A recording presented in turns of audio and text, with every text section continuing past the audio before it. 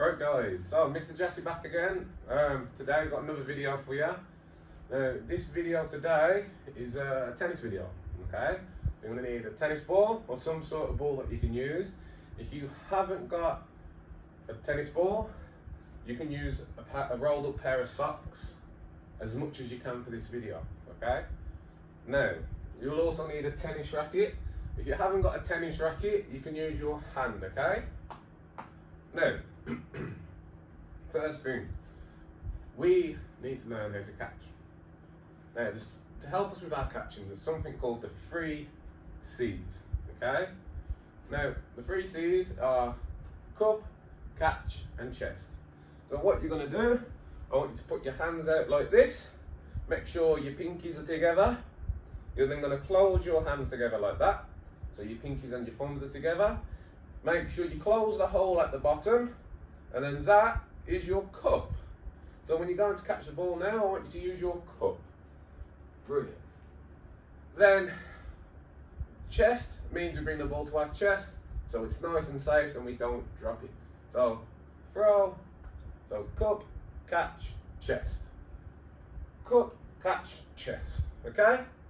That's all we're going to start with. Now, get your tennis racket and make your way back into your area that's nice and clear, nice and safe.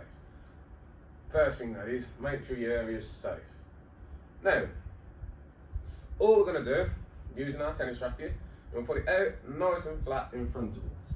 Now, the way we hold our tennis racket, put it out in front, get your favourite hand, the hand you wrote your name with, put your hand like that, close your fingers, thumb on top, and then put it out. That is called our V grip. Then once you got that, put it out like a frying pan. Then get your egg, put your egg on top of your frying pan, and I want you to try and keep it balanced. Okay? Now you need to make sure it's nice and flat, and then the tennis racket's not facing in any other direction. So if it was to face to the left, it'd roll off to the left, just like that. Or if it was going down to the bottom, you go down like that, or now, if you're not being careful, it'll fall off like it did for Mr Jassi then. Now, if you find that easy, I want you to make yourself a little obstacle course. So you can use socks, anything around the house, socks, cups, boxes. I've got first aid kit. I've got some sanitizer spray, some sanitizer for your hands.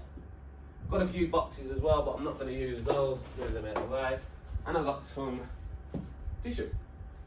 Now, all I want you to do, balance your tennis ball again, and I want you to try and walk in and out of your obstacle course without dropping the ball and keeping the ball on the middle of your tennis racket, just like me. Now, I hope we've all got that, because nice and easy to start with. Now, once you've done your obstacle course and you've had a little practice, move it out of the way, but don't put it away, because you're going to need it in a moment. Now, we're going to think about hitting the tennis ball up in the air with our racket. Now, you don't move your full arm, do not use your whole arm, you only need to use your wrist, okay? So before we get started, practice with your wrist, just flicking it up and down, just like that. Not your arm, just your wrist, okay? Now what we're going to do, we're going to drop the tennis ball on there and flick it up. Now when we flick it up, we want to catch it again in the hand we dropped it with. So you're going to start with it pointing down, as you drop it, flick it up and catch. Now that wasn't very good for Mr Jassi, so we'll do it another one. So flick up. Now if you find that very easy just to hit it and catch it, I want you to see if you can hit and then catch. So 1, 2, then 1, 2, catch, 1, 2, 3, catch, 1, 2, 3, 4, catch, just like that. Then, if you find that easy, we're going to make it even harder, okay? So now, what you're going to do, instead of catching it, we're not going to catch it at all. You're just going to have to keep going and do it for as long as you can. Now remember, we are still standing on the spot, Okay? So I'm going to drop it and let's see how long we can keep it going. Now, I'm only going to go for a little while. And then I'm going to stop. Just so you guys get a little practice. Now, if you find that very easy, again, we're going to build our obstacle course again. And again, we're going to try and go through our obstacle course while bouncing it. So, keeping it bounced, keeping your eye on the tennis ball, and where we're walking, keep it going. Make sure you keep flicking your wrists, little bounces. Brilliant. And we'll go through one more time. Make sure you watch where you're going, keeping it going. And stop. Now, we're going to pack all that way again. Well, not away, but move it out of the way.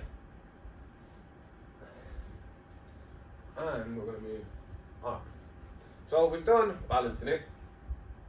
We've done hitting it up. There's one more way to go now. Oh, hitting it down. So again, we're not using our full arm because it'd be really hard.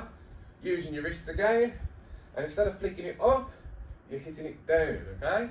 So down, catch, down, catch, down, catch, just like that.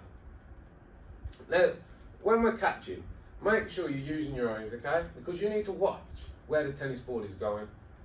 Because wherever the tennis ball moves, you need to move your catching hand towards where it goes. Alright? Now, if you find it too easy to bounce, then catch, I'm going to make it a little bit harder for you. See if you can bounce once, twice, 3 times, then catch. Then 1, 2, 3, 4, catch. And see how high you can keep going. Now, if you find that easy and you don't want to catch at all, I want you to do it bouncing constantly without losing control of the tennis ball.